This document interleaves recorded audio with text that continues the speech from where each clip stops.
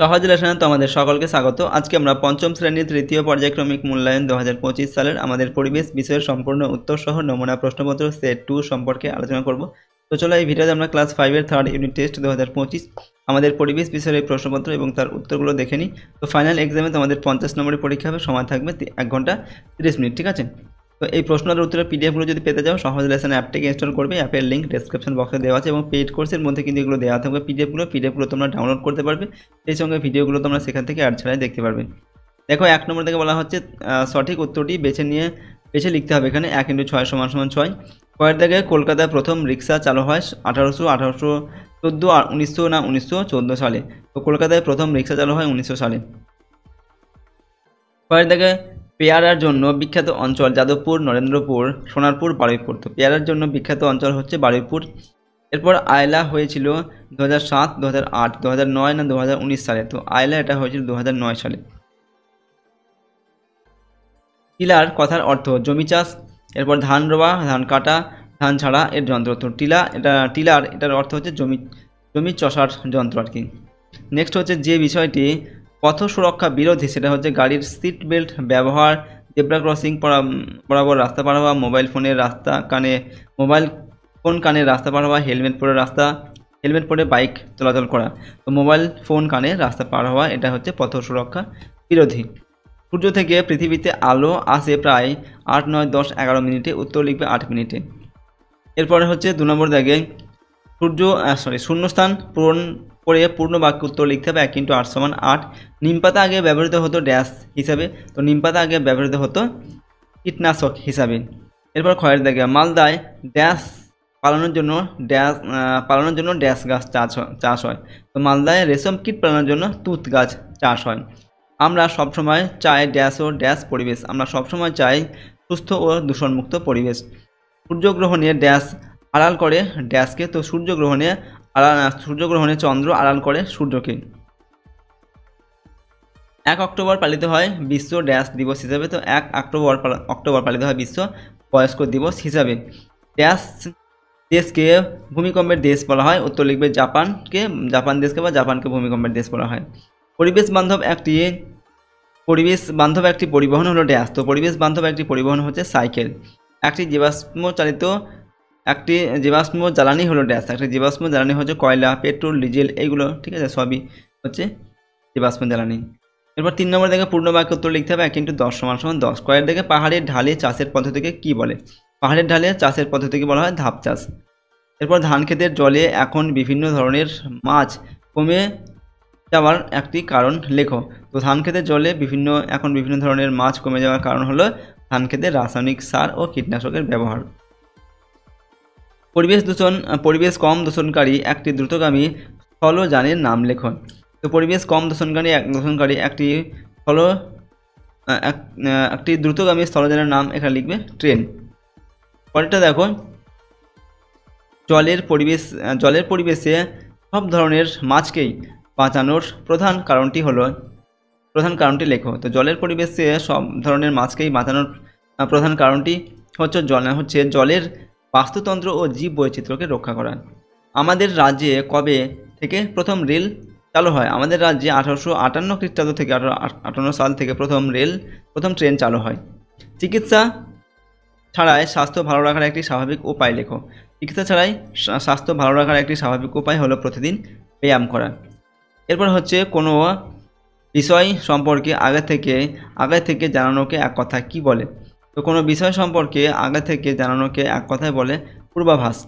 কোন গ্রহণে চাঁদের খানিকটা অংশ ঢাকা থাকে? খণ্ডগ্রাস চন্দ্রগ্রহণে চাঁদের খানিকটা অংশ ঢাকা থাকে।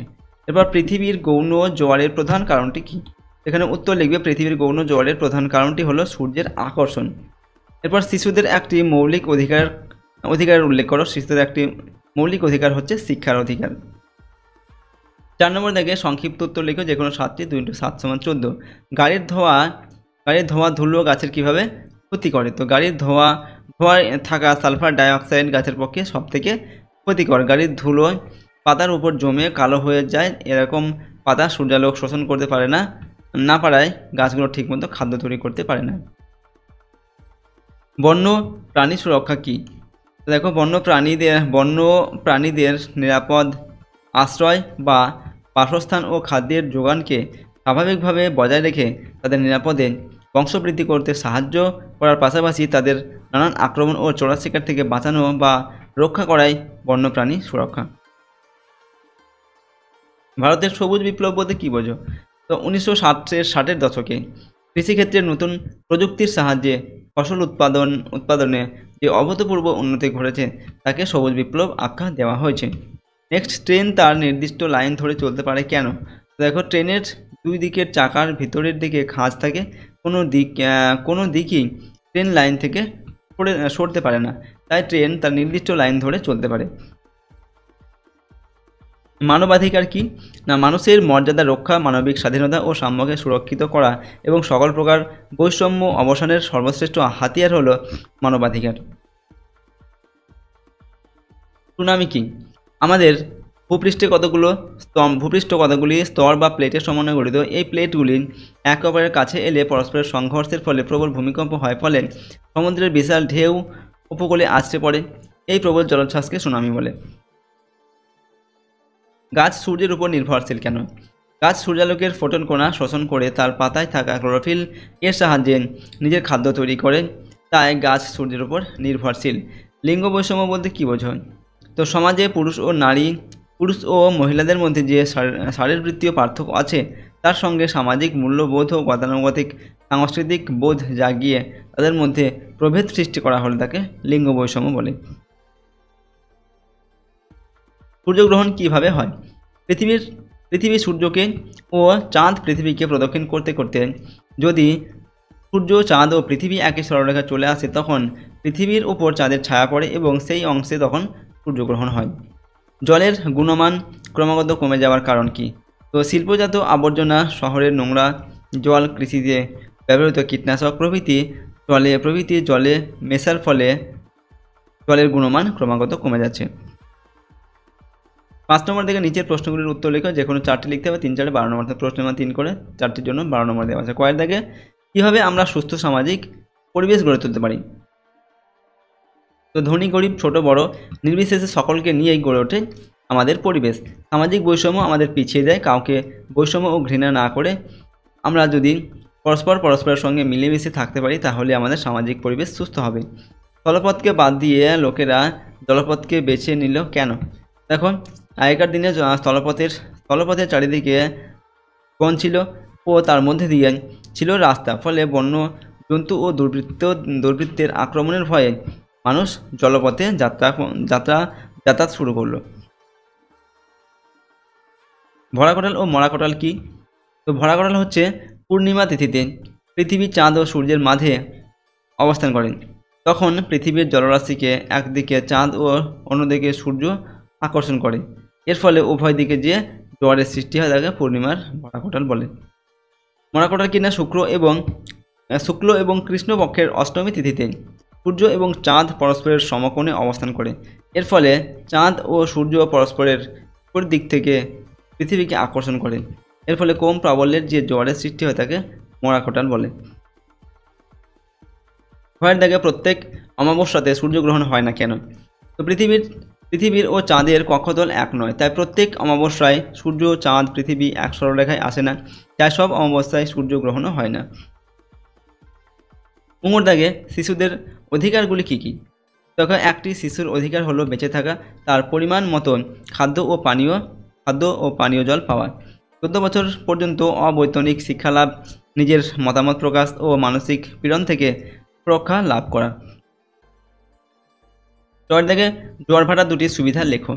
দেখো, জোয়ার ভাটার দুটি সুবিধা হলো, 1 নম্বর জলবিদ্যুৎ উৎপাদন। জোয়ার ভাটার সময় প্রবল জলপ্রবাহকে কাজে লাগিয়ে জলবিদ্যুৎ উৎপাদন করা হয়। 2 নম্বর জাহাজ চলাচল। জোয়ারের সময় নদীর মোহনায় বেশি জল প্রবেশ করায় বড় বড় জাহাজ সমুদ্র থেকে নদীতে প্রবেশ করে। দেখো আজকে আমরা তোমাদের ক্লাস 5-এর থার্ড ইউনিট টেস্ট 2025 সালের আমাদের পরিবেশ বিষয়ের একটি মডেল কোশ্চেন পেপারের সম্পূর্ণ উত্তর আলোচনা করলাম, প্রশ্নোত্তর করে তোমরা কিন্তু ভালোভাবে কিন্তু প্র্যাকটিস করবে। এর আগে আমরা সেট 1-এর প্রশ্নোত্তর সম্পর্কে আলোচনা করেছি, এটা সেট 2 ছিল। তো সমস্ত সেটগুলো তোমরা কিন্তু প্র্যাকটিস করবে তোমাদের ফাইনাল পরীক্ষার জন্য। আর এর পিডিএফগুলো পেতে চাইলে সহজ লেসন অ্যাপটি ইনস্টল করবে। অ্যাপের লিঙ্ক ডেসক্রিপশন বক্সে রয়েছে, সেখান থেকে তোমরা অ্যাপটিকে ডাউনলোড করে পেইড কোর্সের মধ্যে এর পিডিএফগুলো দেওয়া থাকবে এবং পিডিএফগুলো তোমরা ডাউনলোড করে নিতে পারবে এবং তার সঙ্গে ভিডিওগুলো তোমরা সেখানে দেখতে পারবে অ্যাড ছাড়াই। ওকে, আর এই চ্যানেলে যদি তোমরা নতুন হও অবশ্যই চ্যানেলটিকে সাবস্ক্রাইব করবে, ভিডিওটিতে লাইক করবে, ভিডিওটি বন্ধুবান্ধবের সঙ্গে শেয়ার করবে। ওকে, আর তো চলো আজকে আমরা এই ভিডিওটি এখানেই শেষ করছি। সম্পূর্ণ ভিডিওটি দেখার জন্য অসংখ্য ধন্যবাদ।